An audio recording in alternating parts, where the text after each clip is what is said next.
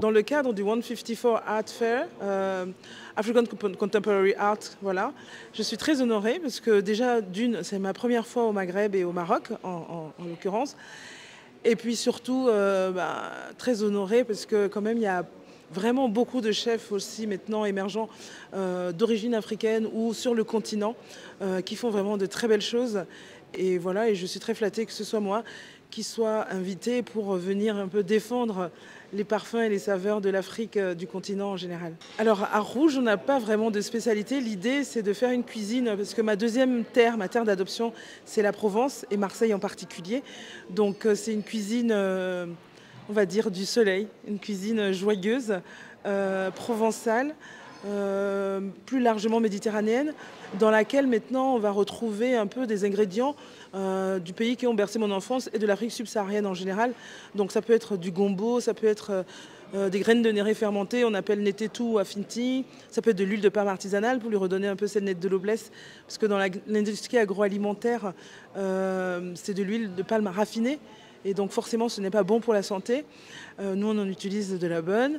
Il y a du gari, de la semoule de manioc.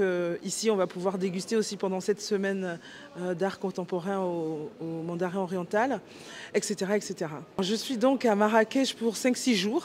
Ça a démarré jeudi soir avec le premier dîner dans le MO Studio, qui est un nouvel espace au Mandarin oriental qui est dédié à l'art. Et tous les soirs, on a un dîner qu'on propose, un menu qu'on propose jeudi, vendredi, samedi et dimanche soir inclus.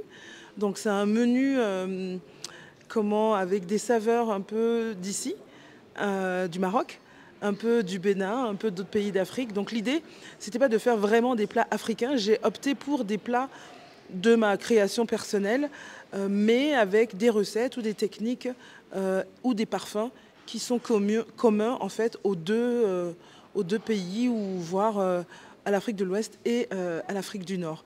Il y a également un tea time l'après-midi, donc pareil, le jeudi, le vendredi, le samedi, le dimanche, dans le même esprit.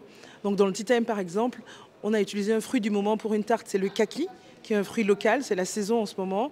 On a fait un pâté béninois, mais dans lequel, plutôt que de mettre de la sardine comme au Bénin, on a utilisé des aubergines, parce qu'il y en a en ce moment, avec un peu de ras el hanout, il y a de la menthe fraîche dedans. Il y a également un pain viennois qu'ils font ici dans l'équipe de pâtisserie. Et là, c'est pour rappeler le sandwich avocat sardine du Bénin.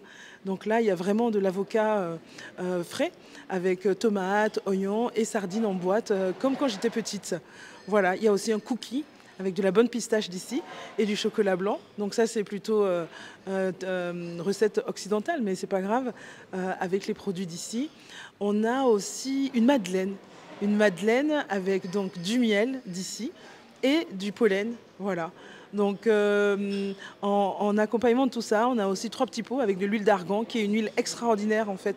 Et je ne me voyais pas être ici sans utiliser cette huile. On va pouvoir venir tremper son sandwich dedans, et un peu de harissa et une confiture de mûre, parce que aussi on en a en ce moment.